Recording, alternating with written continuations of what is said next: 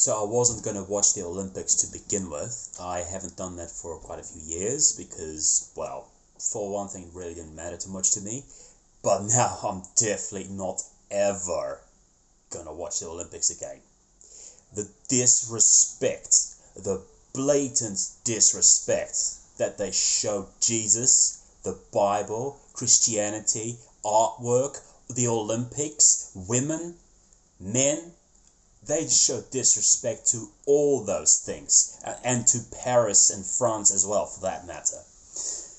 I don't care, if you're Catholic, Presbyterian, Anglican, Protestant, non-denominational, whatever.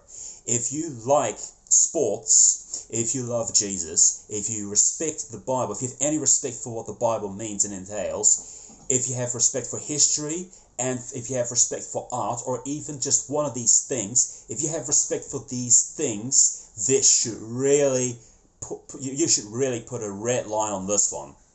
What am I talking about? The 2024 Olympics.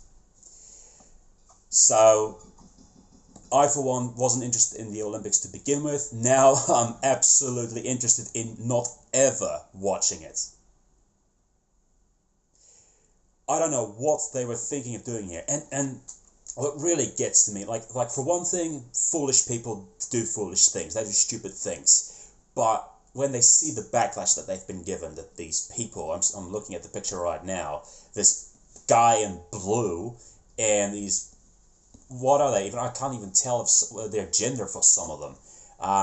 There's white people, there's this woman who's dressed up like a guy, there's this black woman with blonde hair,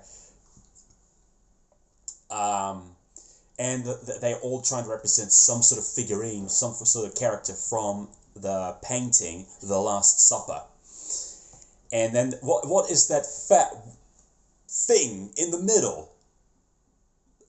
I don't know her name, I don't know who she is, assuming it's a she, with those humongous melons, okay? But the blatant disrespect, people. Yeah, I'm going to speak up against that. I don't usually respond or react to something all the time, because if it's out of my control, then fair enough. And even though this is technically out of my control, I am going to say something about this, because I love my history, I love my art, I love my Bible, I love Jesus, and I've gone a long way throughout my life to get to that point, by the way, but I do love Jesus, and I've learned now that if I love him, I will stand up for him. And I see this, and I'm like,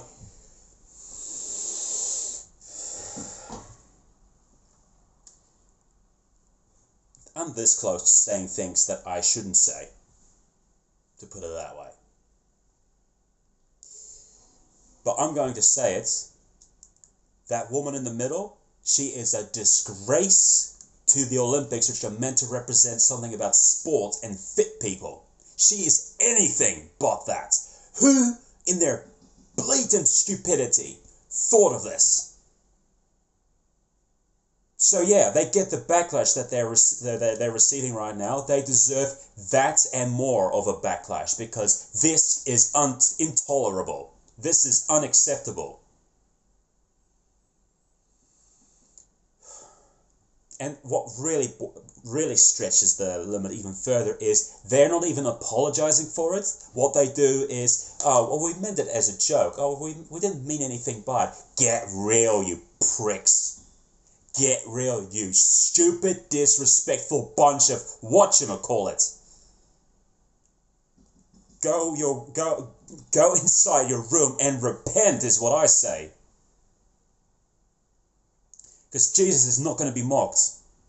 God is not going to be mocked. And you know what happened afterwards? Look it up yourself. What happened afterward? Paris went into a complete power grid blackout.